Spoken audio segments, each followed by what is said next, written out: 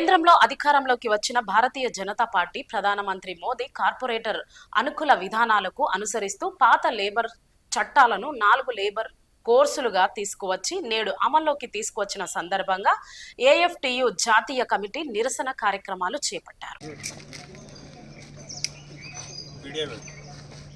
4 labour codes వెంటనే 4 labour codes వెంటనే కార్మిక వ్యతిరేక లేబర్ కోడ్స్ వెంటనే పెట్టుబడిదారులకు అనుకూలమైన లేబర్ కోడ్స్ వెంటనే మోడీ ప్రభుత్వ కార్మిక వ్యతిరేక చర్యలను మోడీ ప్రభుత్వ కార్మిక వ్యతిరేక చర్యలను కార్మికుల ఐక్యత కార్మికుల ఐక్యత కార్మికుల ఐక్యత సింగరేణి కార్మికుల పోరాటాలు సింగరేణి కార్మికుల పోరాటాలు down down Modi down down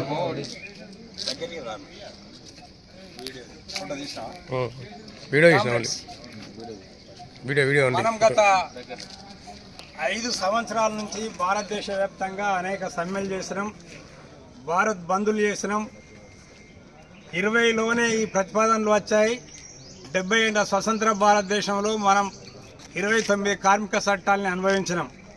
పారిశ్రామిక వివాదాల బిల్లు 1936, ట్రేడ్ యూనియన్ చట్టం 1926, అట్లాగే బోనస్ చట్టం, జీతాల చట్టం, మహిళా బిల్లు, ఈఎస్ఐ చట్టం, పెన్షన్ చట్టం, జీతాల చట్టం, ఇట్లా అనేక చట్టాలు మనం అనుభవించినాం. కానీ మోడీ ప్రభుత్వం వచ్చిన తర్వాత ఈ దేశంలో ఉన్నటువంటి కార్పొరేట్ శక్తులకు అనుకూలంగా ఈ దేశ సంపదను, ప్రకృతి వనరులను ధ్వంసం చేస్తూ ఇవాళ కార్పొరేట్ శక్తులకు కార్మిక వర్గాన్ని బలిపీఠం ఎక్కించి వాళ్ళ చేతుల్లో మనల్ని పావులు చేయడానికి ప్రయత్నాలు చేస్తున్నాడు.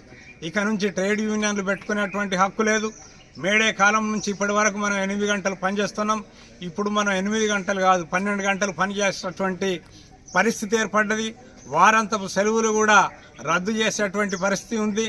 అనేక ఫిక్స్డ్ ఎంప్లాయ్మెంట్ ఏదైతే 40 ఏళ్ళ వరకు వాడు ఎంతవరకు అయితే అగ్రిమెంట్ చేసుకుంటాడో అంతవరకే కార్మికుడు ఉండడం, ఆ తర్వాత దిగిపోవడం, ఇట్లా అనేక రకాల కొత్త అంశాలను ఇవాళ తీసుకొచ్చారు. పాత లేబర్ చట్టాలన్నీ కూడా నిన్న రద్దయిపోయాయి. ఇవాళ దేశంలో కార్మిక వర్గం అంతా కూడా మోడీ ప్రభుత్వ చర్యలను వ్యతిరేకిస్తుంది. మనం చేసినటువంటి నిరసనలు, భారత్ బంధులన్నీ కూడా పక్కన పోయినాయి. ఇవాళ నిన్నటి నుంచి ఇవాళ దేశంలో అమలు జరగడానికి మోడీ ప్రభుత్వం పూనుకున్నాడు. రేపు భవిష్యత్ తరాలు మనల్ని ప్రశ్నిస్తాయి. ఎందుకంటే మనం 70 ఏళ్ళ నుంచి అనుభవించుకున్న చట్టాలు పోయినాయి.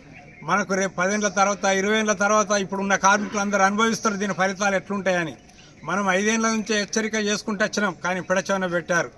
ఒకనాడు మనం గోల్డెన్ హ్యాండ్ షేప్ను వ్యతిరేకించినాం, పెట్టొద్దన్నాం. కానీ ఆ రోజు పెట్టి ఇవాళ కార్మికులు ఎక్కడున్నారో మనం చూస్తున్నాం. వాళ్ళ పెన్షన్ ఎంత ఉందో, వాళ్ళు ఏం పనులు చేసుకుంటున్నారో మనం చూస్తున్నాం. రేపు 12 గంటల పనిదినం వస్తే ఎంత దారుణమైనటువంటి పరిస్థితి ఉంటుందో చూడండి. సెలవులు ఉండవు, ఇప్పటిదాకా తమ్ముడు అన్నట్టుగా సెలవులు ఉండవు. కనుక మనకు బానిసల పరిస్థితి వచ్చింది. రేపు 10 ఏళ్ళ తర్వాత మనల్ని మన కార్మిక వర్గమే ప్రశ్నిస్తుంది. మా అన్నలు, మా తాతలు ఈ ప్రయత్నాన్ని అప్పుడే అడ్డుకుంటే మాకు ఈ పరిస్థితులు వచ్చేది కాదని చెప్పి భావిస్తారు. అందుకని ఇది మన బాధ్యత. రేపు మన అన్ని ట్రేడ్ యూనియన్లు ఏ పిలిపించినా కూడా మనం దాంట్లో పాల్గొందాం. మన కార్మికుల ఐక్యతను మోడీ ప్రభుత్వానికి వినబెట్టట్టుగా మనం తెలియపరుద్దాం. కార్మికుల ఐక్యత, కార్మికుల ఐక్యత.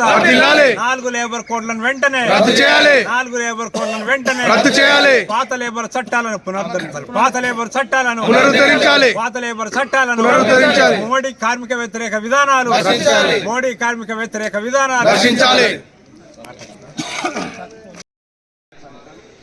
ఈఎస్ఐ చట్టం మొత్తం 29 చట్టాలు మనకు రక్షణ కవచం లేబర్.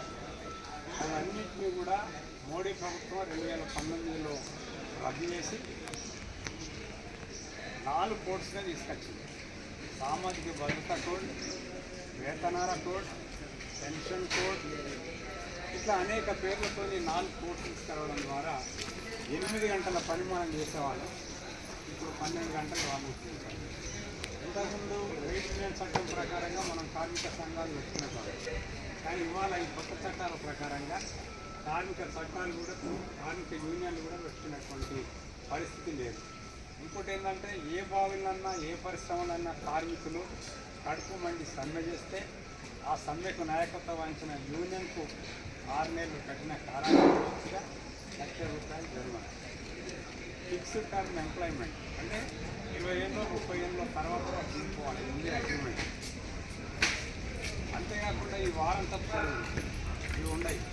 8 గంటలు పనిచేస్తాను మేడం, 12 గంటలు పనిచేయాలి. అనేక నిరంకుశ చట్టాలను నిన్నటి నుంచే ఈ 4